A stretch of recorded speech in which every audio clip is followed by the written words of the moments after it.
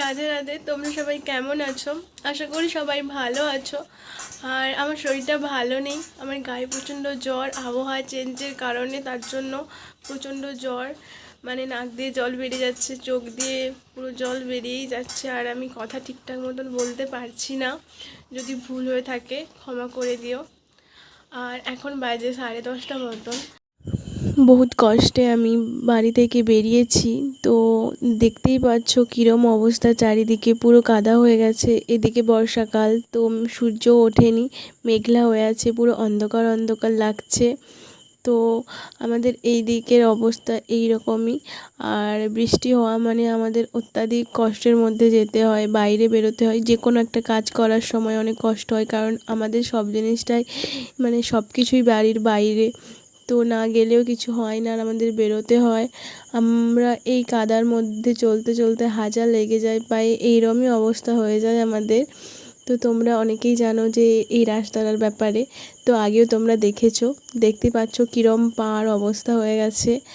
আর এতটাই বৃষ্টি হয়েছে, তো কীরম অবস্থা, এই বৃষ্টির মধ্যে এইটুকু কাদা হয়েছে, এরপরে কন্টিনিউ বৃষ্টি হতেই থাকবে, তখন পুরো অবস্থা খারাপ হয়ে যাবে।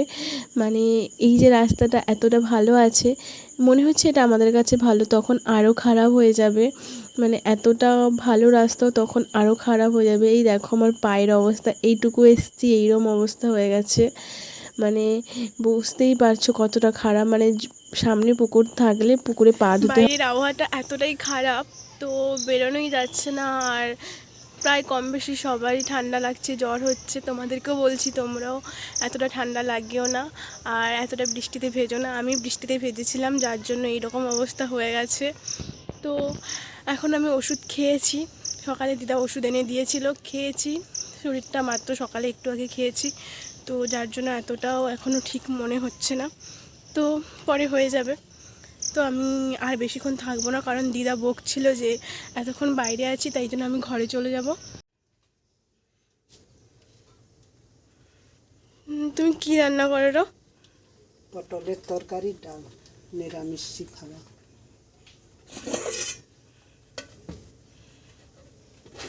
তো আজকে নিরামিষ, কারণ কালকে একাদশী গেছে, যার জন্য দিদা নিরামিষ খায়। ডালটা সেদ্ধ হয়ে গেছে। তো এখন 4টা বাজে, আর আমি উঠে পড়েছি ঘুম থেকে। তারপর মা ফোন করছিল, ফোন করে বলল যে তুই একটা কাজ কর। তখন আমি বললাম হ্যাঁ মা বলো কী। তখন মা বলল যে কাড়া পানি বলতে একটা জিনিস আছে, তো তুই সেটা কর। আর সেটা করার পর তুই খেয়ে দেখ, শরীরটা অনেক ভালো হবে, এবং তোর দিদাকেও দিবি, তো শরীরটা ভালো সুস্থ হয়ে যাবে। তো তারপর আমি তার জন্য ঠিক আছে, কী কী লাগবে মাকে বলার পর মা বলল। তারপরে আমি তুলসী পাতা তুলতে গিয়েছিলাম। এই দেখো আমাদের মানে কি বলা যায়, আমাদের মন্দিরের চারিদিকে তুলসী পাতা এতটাই ভরে গেছে, আর বৃষ্টি পড়েছে, যার জন্য আরও ভালো মতনভাবে দেখা যাচ্ছে, মানে পুরো সবুজ হয়ে গেছে।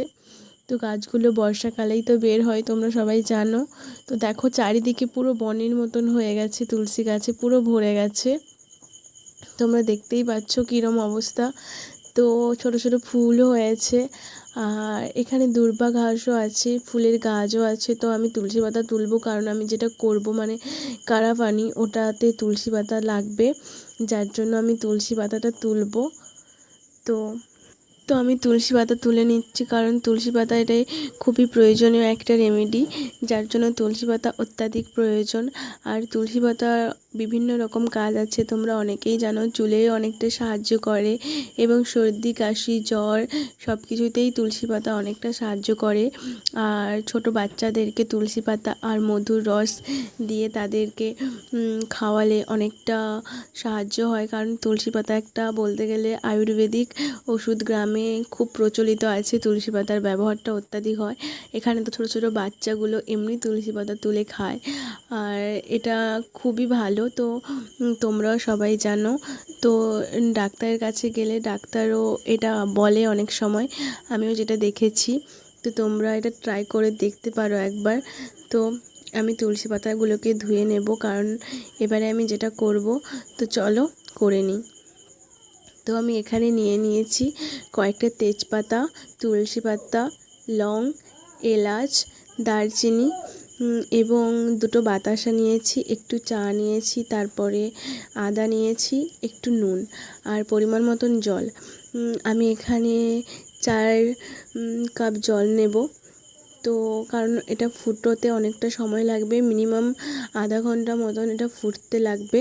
কারণ আধা ঘন্টা না ফুটলে ততটা উপকার পাওয়া যায় না, প্রত্যেকটা জিনিসেরই একটা নিজস্ব থাকে। তো আমি তাই জন্য জলটা বসিয়ে দেবো গ্যাসে। তো জলটা ফুটতে আশা করি অনেকটা সময় লাগবে, তো আমি জলটা তাড়াতাড়ি ফুটিয়ে নেব।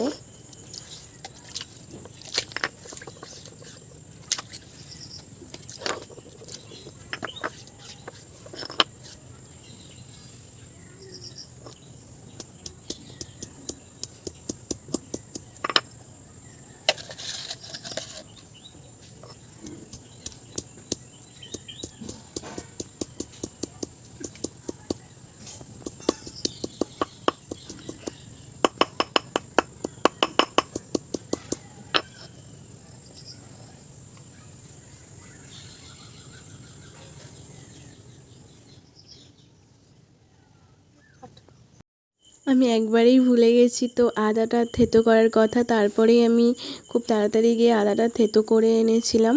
তো জলটা পুরোপুরি ফুটে গেছে, যার জন্য আমি সবগুলো এক এক করে দিয়ে দেব। দেখো তুলসী পাতাগুলো দিয়ে দিচ্ছি। তোমরা সবাই ফুটন্ত জলেই দেবে, তোমরা একবার বাড়িতে ট্রাই করে দেখো। তো খুবই ভালো। আর আমি এখন অবধি খেয়ে দেখিনি, খেয়ে তারপরে বলবো, নইলে বললে অনেকটা খারাপ হয়ে যাবে। তো তোমরা বুঝতেই পারছো যে আমিও ব্যাপারটা জানি না, আমি শুনেই করছি, তো জানি না ঠিকঠাক করতে পারছি কি না। তো গ্রামে তো এটার প্রচলন নেই, তো গ্রামে অনেকেই এগুলো জানে না, তো অনেকে জানে, তো তাই জন্য আমি প্রথমবার করছি মায়ের কথা শুনে। তো তাই জন্য ভুল হচ্ছে ঠিক হচ্ছে তাও আমি জানি না। আর এলাচটা ফাটানো নেই, তাই জন্য আমি ভালো করে 2-3টা নিয়েছি, 3টা ফাটিয়ে নিচ্ছি, দিয়ে তারপরে দিয়ে দেব। আর তোমরা এটা মিনিমাম 30 মিনিট মতন রাখবে আঁচে, তারপরে তোমরা নিয়ে নেবে। তো দেখো আমি সব এখানে দিয়ে দিয়েছি, তো এবার এগুলো তার নিজেদের কাজ করতে শুরু করবে। তো লাস্ট অবধি চা আর নুনটা বাকি ছিল, ওটাও দিয়ে দিলাম। তো এটা কিছুক্ষণ ফুটবে, তারপরে এটার কালারটা আমার মা যেটা বলেছিল কালো হয়ে আসবে, মানে চায়ের কালারটার থেকেও এটা কালো হয়ে যাবে। তো জানি না, চলো দেখা যাক কী হয়, কালারটা সত্যি চেঞ্জ হয় কি না।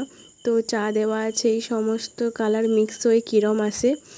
তো ফাইনালি এরকম এসছে। তো জানি না এর পরের লুকটা কী আছে। তো মোটামুটিভাবে এটা পুরোটা ফুটে গেছে, এই দেখো পুরো উতরে এসছে, মনে হচ্ছে যেন পুরো দুধের চা হচ্ছে, কিন্তু না। তো তোমরা একবার ট্রাই করে দেখো।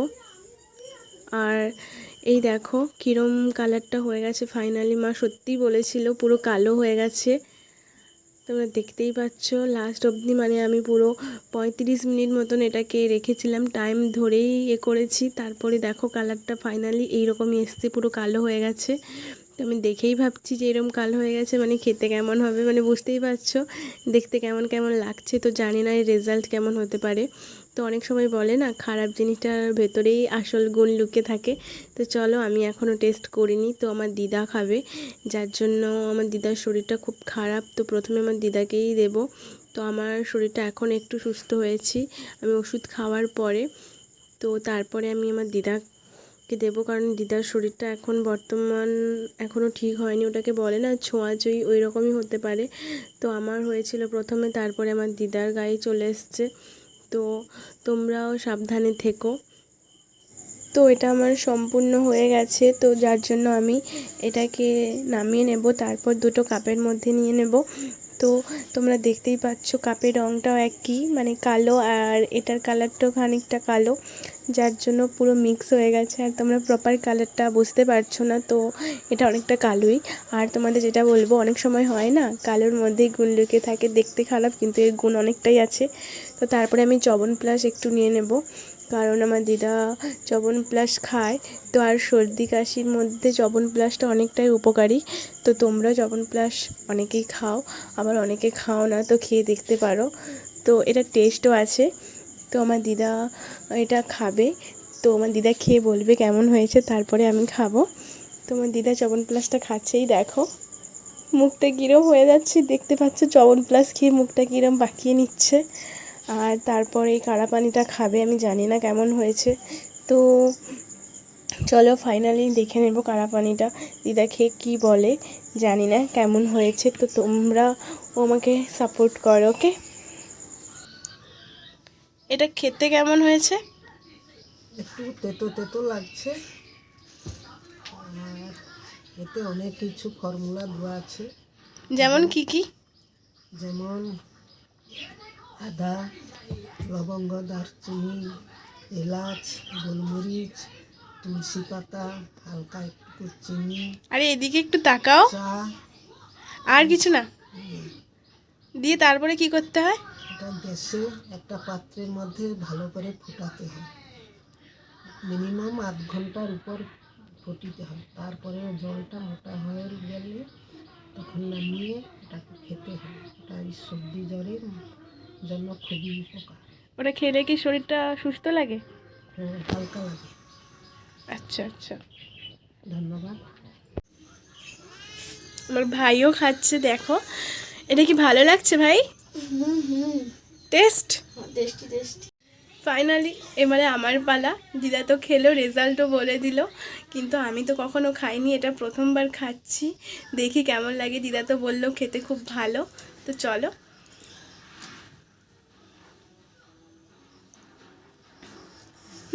খেতে ভালোই লাগছে। তো আমি কখনো চা খাইনি, তো এটা খাচ্ছি।